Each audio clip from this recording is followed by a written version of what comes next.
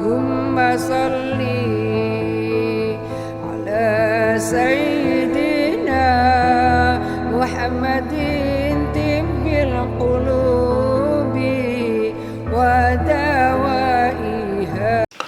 Bismillahirrahmanirrahim. Assalamualaikum warahmatullahi wabarakatuh. Alhamdulillahi rabbil alamin.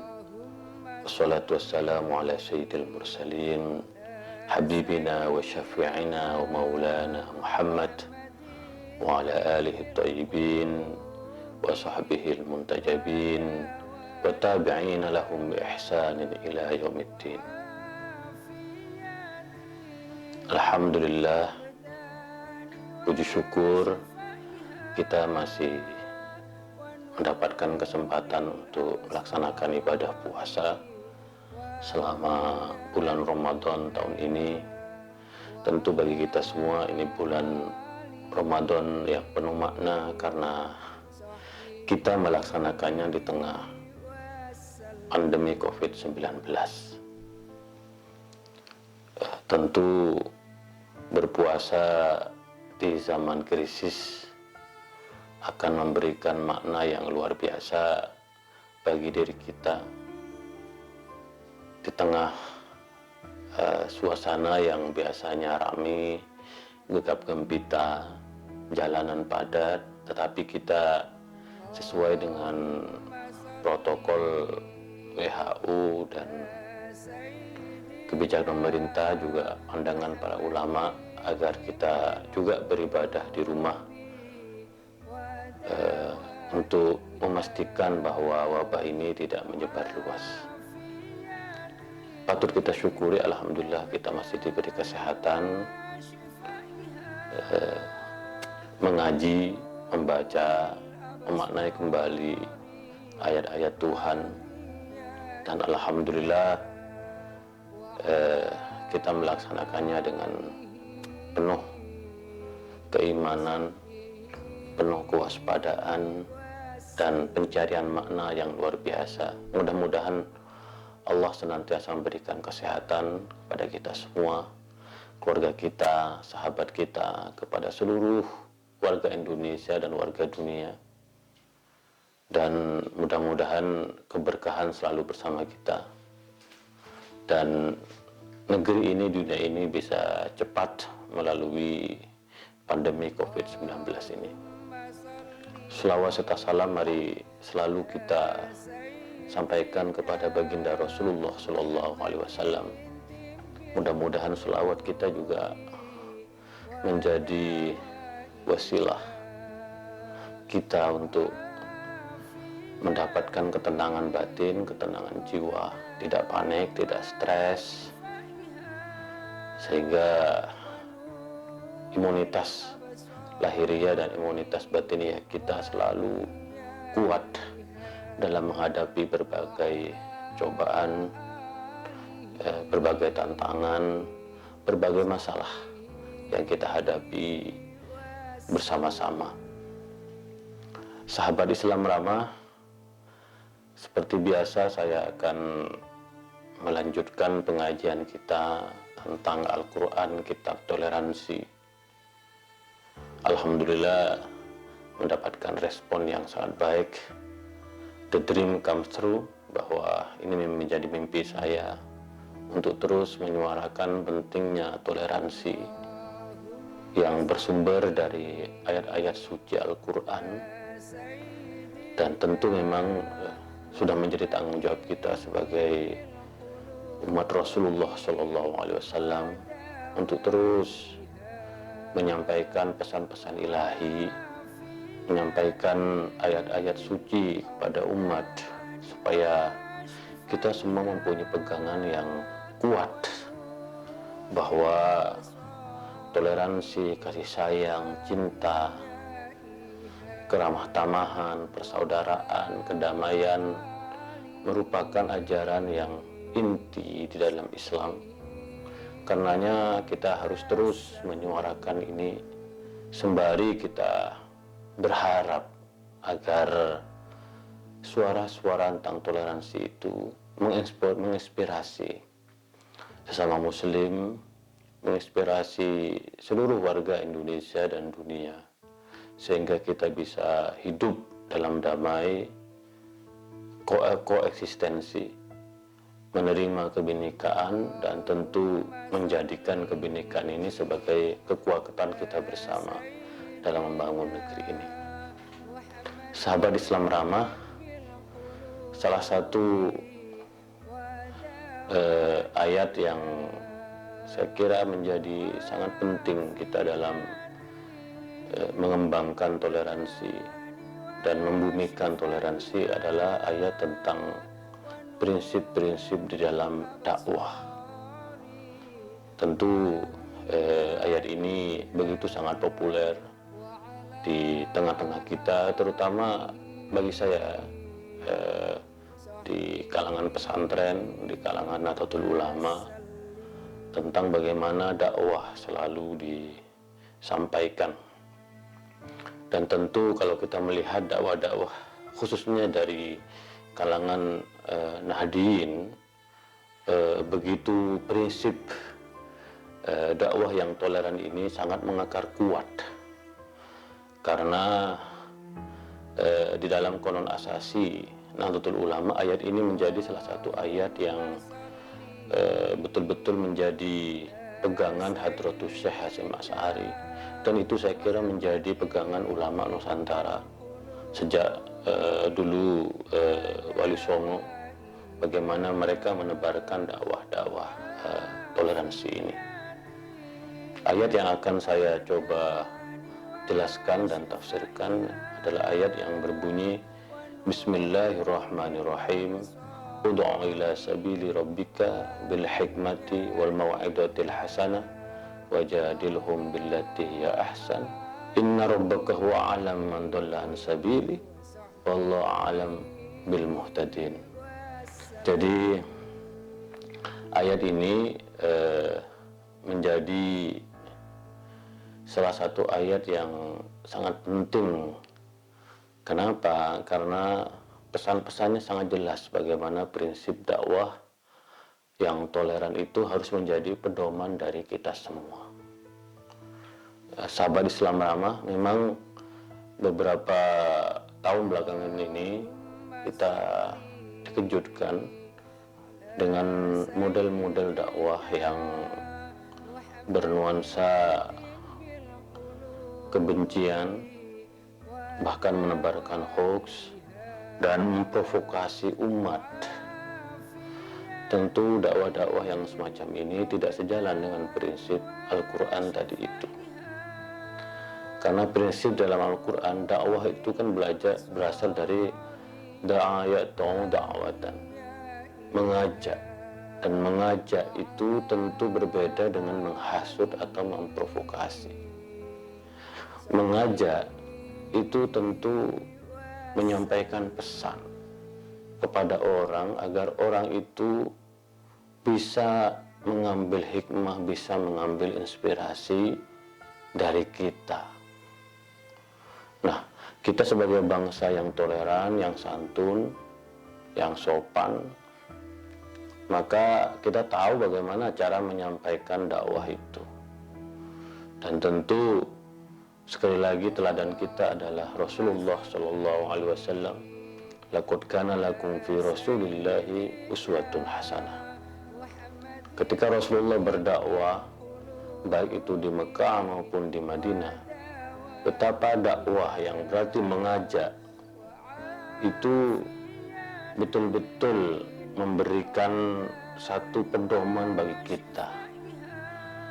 Maka Imam Al-Ghazali mengatakan, lisanul hal afsahu min lisanil maqal, bahwa tindakan, contoh, keteladanan, lisan yang diwujudkan dalam tindakan yang baik itu jauh lebih fasih, jauh lebih baik daripada tuturan yang digunakan oleh lisan, daripada ucapan kita.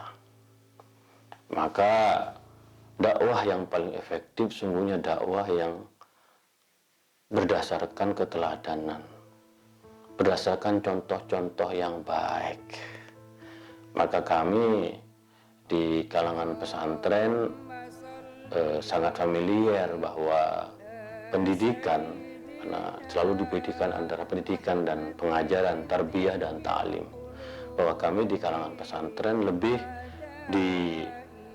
diutamakan pendidikan, yaitu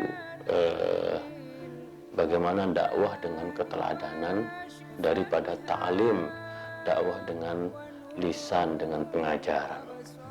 Nah, maka ud'u ila sabili rabbika, mengajak ke jalan Allah, itu harus betul-betul dengan satu niat untuk mengajak, bukan untuk mengejek, merangkul bukan untuk memukul, memperbaiki bukan merusak. Maka dakwah ud'u ila sabili rabbika, dan kita punya tanggung jawab dakwah ini kepada siapapun. Maka saya melihat dakwah-dakwah orang-orang yang bertutur kata dengan baik, orang-orang yang sopan, orang-orang yang bekerja keras, saya selalu mendapatkan inspirasi dari mereka yang tidak pernah mengeluh dan mempunyai optimisme dalam hidupnya, percaya, yakin bahwa Allah akan selalu menjawab doa-doa kita. Itu adalah dakwah yang lisanul hal, yang bisa kita temukan di orang tua kita, di keluarga kita, saudara-saudara kita, bahkan orang-orang lain yang berada di tengah-tengah masyarakat. Nah, di dalam Al-Quran, prinsip toleransi dalam dakwah itu ini sangat menarik, yaitu ud'u ila sabili rabbika bil hikmah.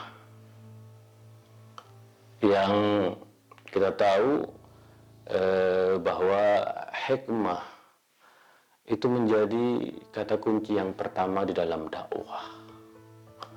Al-Imam Az-Zamakhsyari mengatakan makna dari al-hikmah ini adalah arif dan bijaksana.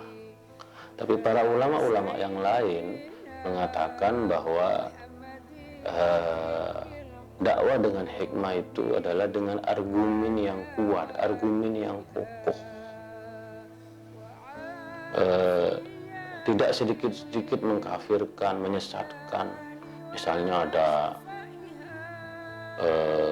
ustadz yang berceramah suka mengkafirkan, suka menyesatkan kelompok-kelompok yang berbeda dengan kita, sedikit-sedikit menyesatkan, sedikit-sedikit mengkafirkan. Ini sungguhnya tidak sesuai dengan prinsip al-hikmah. Karena seorang yang ingin menyampaikan pesan dakwahnya itu harus arif dan bijaksana, harus ada argumen-argumen yang kokoh. Dan oleh karena itu Al-Imam Ibnu Rushd di dalam kitabnya Faslul Maqal Fima Baina Syariah wal Hikmah Minal Ittisal, saya begitu terinspirasi dari buku ini, buku yang tipis sekali, tetapi memberikan inspirasi bagi kita tentang pentingnya hikmah ini. Dan insya Allah kalau ada waktu saya ingin mengkaji, membedah kitab ini, karena kitab ini menjadi salah satu kitab yang penting untuk mengembangkan hikmah di dalam tradisi Islam. Tentu selain tradisi fikih, karena kita kebanyakan tradisi fikih yang dikembangkan, tetapi tradisi hikmah ini masih kurang. Nah, Ibnu Rushd dalam kitabnya Faslul Maqal Fima Baina Syariah wal Hikmah Minal Ittisal mengatakan al-hikmah sahibatus syariah wal ukhtur radiyah, bahwa hikmah atau dalam bahasa yang lebih kuat adalah al-adillah al-aqliyah atau al-adillah al-falsafiyah, dari akal dan filsafat itu adalah sahibatus syariah. Dia adalah sahabat karib dari syariah dan bahkan adalah saudara sesusuan, al-ukhtur radiyah. Maka menyampaikan dakwah dengan hikmah itu menjadi salah satu tuntutan, bahkan tuntunan kita. Seorang dai harus mempunyai argumen-argumen yang kokoh, baik argumen yang bersumber dari Al-Quran, dari Sunnah, maupun argumen-argumen yang disampaikan melalui rasio dan akal kita. Karena itu Jamal Al-Banna mengatakan bahwa yang dimaksud dengan al-hikmah adalah akal budi. Ini sejalan dengan pandangan Ibnu Rushdadi dalam kitabnya Faslul Maqal Fima Bainal Hikmah wa Syariah Minal Ittisal. Karena dakwah harus dengan hikmah, maka mereka yang berdakwah kepada umat mestinya mempunyai keilmuan yang mumpuni, mempunyai basis akademis yang kuat. Ya memang kita melihat belakangan banyak dakwah-dakwah kita yang lucu-lucu sehingga susah membedakan antara stand up comedy dengan dakwah. Padahal di dalam berdakwah yang diutamakan adalah hikmah, adalah argumen-argumen yang kokoh yang disampaikan, yang menunjukkan kearifan dan kebijaksanaan, tidak memprovokasi, tidak menghasut.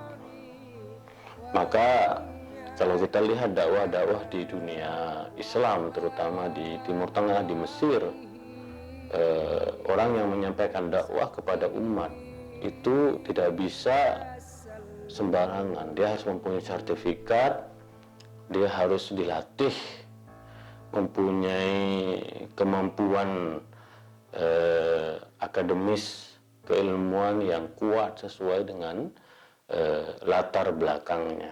Karena ud'u ila sabili rabbika bil hikmah. Nah, maka dakwah yang di dalamnya bernuansa keilmuan, kearifan, kebijaksanaan, tentu ini diperintahkan oleh Allah dalam Al-Quran. Karena dakwah adalah mengajak, karena dakwah adalah membangun kepribadian, membangun jiwa, membangun karakter.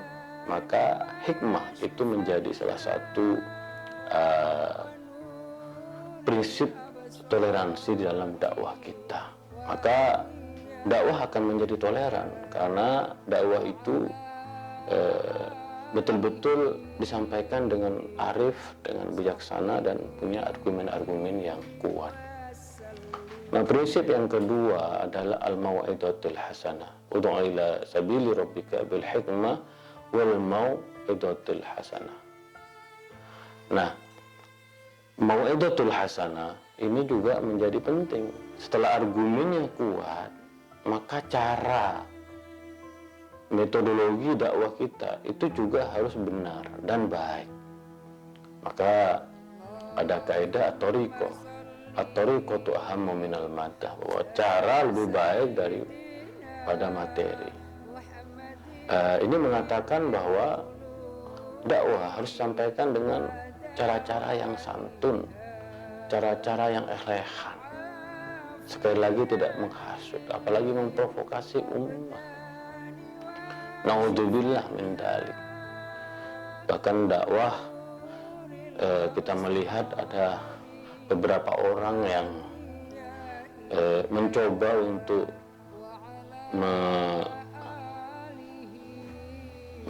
menimbulkan kemarahan bagi orang yang mendengarnya. Dan ini dakwah di zaman sekarang ini memang bagaimana al-mau'idatul hasanah, cara-cara yang santun ini menjadi salah satu instrumen kita dalam menyampaikan dakwah kepada umat. Nah, Al-Imam Az-Zamakhsyari dan Al-Imam Ar-Razi mengatakan bahwa kenapa dakwah harus disampaikan dengan cara-cara yang santun, yang elegan? Karena tujuan dari dakwah itu menyampaikan pesan dan memberikan manfaat kepada orang lain yang kemudian membangun satu pemahaman kepribadian dalam diri orang yang mendengarkan. Ada perubahan dalam diri seseorang. Maka kita melihat bagaimana Rasulullah di dalam berdakwah itu selalu tersenyum, menyampaikan pesan dengan betul-betul elegan, santun, menginspirasi. Nah, ini dakwah yang mestinya harus terus dikembangkan oleh kita semua. Nah, prinsip dakwah yang toleran yang ketiga adalah wajadilhum billati huwa ahsan. Dan hendaklah kamu berdakwah dengan debat yang lebih baik.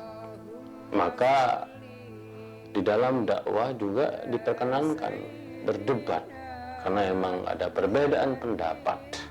Dan kita tahu ulama-ulama terdahulu mempunyai tradisi debat yang sangat luar biasa. Kita tahu debat yang sangat berkualitas adalah debat antara para ulama, yaitu ketika Imam Al-Ghazali menulis buku Tahafutul Falasifah, yaitu kerancuan para filosof sebagai kritik terhadap filsafat Ibnu Sina. Nah, lalu kemudian Ibnu Rushd sebagai bapak filsafat Islam mengkritik Imam Al-Ghazali dengan Tahafutut Tahafut, kerancuan buku, kerancuan para filsafat. Kalau kita melihat bagaimana perdebatan yang terjadi antara Ibnu Rushd antara Imam Ghazali dengan Ibnu Rushd bukan perdebatan kaleng-kaleng, perdebatan yang sangat inti dalam memahami teologi, dalam memahami akidah Islam. Tetapi perdebatan itu betul-betul disampaikan dengan cara yang sangat elegan. Dan kita sebenarnya bisa meneladani, bisa meniru bagaimana perdebatan dilakukan antara Imam Al-Ghazali dengan Ibnu Rushd. Bahkan dalam tradisi fikih kita melihat ada perdebatan di antara ulama yang mungkin kalau dengan menggunakan kacamata modern, kacamata kontemporer, maka kita mungkin terkaget-kaget. Tetapi karena dakwah disampaikan dengan cara yang baik, dengan cara yang elegan, maka kita menemukan, kita melihat justru hazanah debat di dalam Islam itu memberikan satu pemahaman baru bahwa perbedaan pendapat adalah hal yang biasa. Jadi debat itu bukan bertujuan merendahkan orang lain, bukan ingin memusuhi orang lain. Debat itu adalah memperkaya wawasan, pemikiran kita, pemahaman kita terhadap sebuah masalah. Maka prinsip dakwah yang toleran ini juga digarisbawahi dalam Al-Quran. Karena kita tidak mungkin bisa menghindari debat, perbedaan pendapat di antara kita. Maka oleh karena itu, dakwah dengan cara berdebat yang elegan, tidak ingin menghakimi apalagi menghukumi orang lain. Kita ingat, wajadilhum billati hiya ahsan. Nah, kita memang sangat sedih karena debat-debat yang ada belakangan ini kelihatannya ingin menghakimi dan ingin menghukumi orang lain. Nah, maka ayat yang selanjutnya, inna rabbaka huwa a'lam biman dhalla an sabili. Sungguhnya Tuhanmu lebih tahu tentang siapa yang tersesat di jalannya. Ini ayat penting, prinsip dalam dakwah. Ketika kita berdakwah, jangan mempunyai pretensi bahwa kita sebagai pemilik kebenaran. bahwa kita hanya yang paling benar. Apalagi dengan dakwah yang menyesatkan, dakwah yang mengkafirkan. Nah, sahabat Islam ramah, saya secara pribadi tidak setuju dengan fatwa sesat ya, yang dikeluarkan oleh siapapun, lembaga manapun. Karena berdasarkan ayat ini, inna rabbaka wa'alam man dhalla an sabili wallahu a'lam bil muhtadin. Di dalam ayat ini sangat jelas sekali bahwa siapa sebenarnya yang mempunyai hak prerogatif untuk menentukan ini sesat, ini kafir.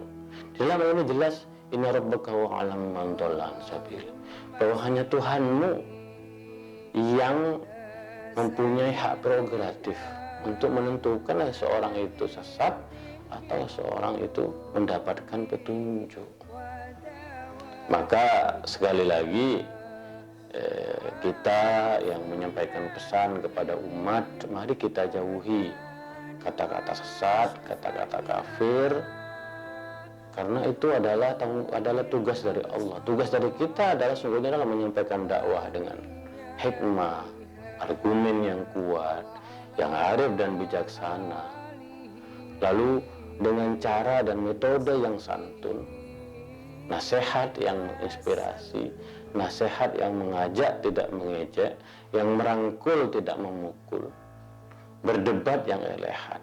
Maka kalau sesungguhnya, dan sekali lagi ayat ini menjadi salah satu ayat yang dijadikan pedoman dalam Qanun Asasi Nahdlatul Ulama, dan karena itu kita melihat dalam perjalanan sejarahnya bahwa dakwah-dakwah yang seperti inilah yang sungguhnya menggugah, menciptakan peradaban. Dan bahkan secara historis, dakwah yang disampaikan, dakwah yang toleran itu menjadi pedoman dari Wali Songo dan menciptakan transformasi luar biasa, sehingga begitu banyak orang berbondong-bondong memeluk Islam karena orang melihat ada sesuatu, ada cahaya, ada harapan di dalam Islam melalui dakwah-dakwahnya yang toleran itu, dakwah yang menghormati perbedaan, dakwah yang menerima keragaman, dakwah yang memperkaya rasionalitas kita.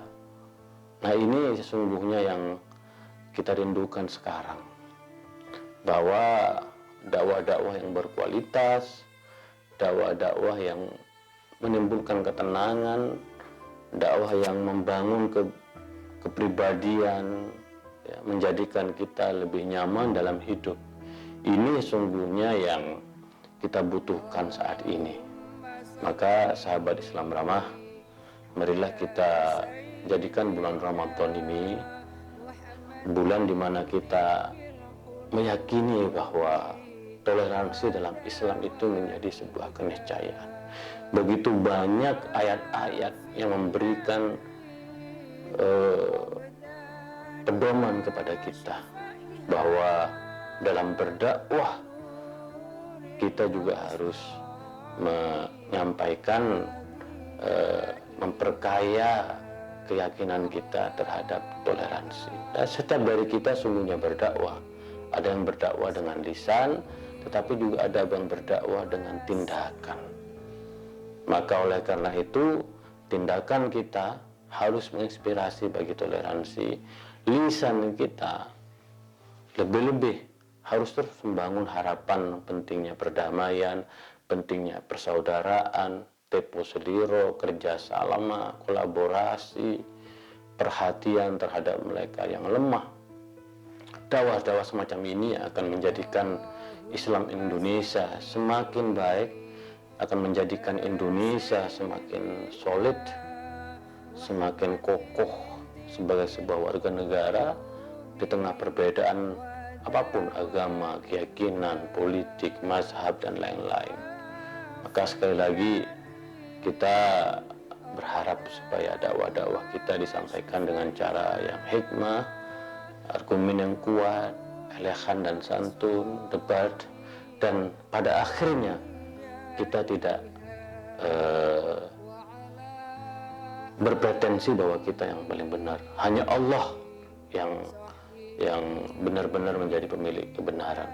Ud'u ila sabili rabbika bil hikmati wal mau'izatil hasanah wajadilhum billati ahsan inna rabbaka huwa a'lamu man dhalla an sabilihi wa huwa a'lamu bil muhtadin. Insyaallah kita akan berjumpa pada esok hari. Kurang lebihnya mohon maaf. Wa ma taufiqi illa billah, alaihi tawakkaltu walahi unib, wallahu muwaffiq ila aqwamit thoriq. Assalamualaikum warahmatullahi wabarakatuh. سيدنا محمد طب القلوب وداء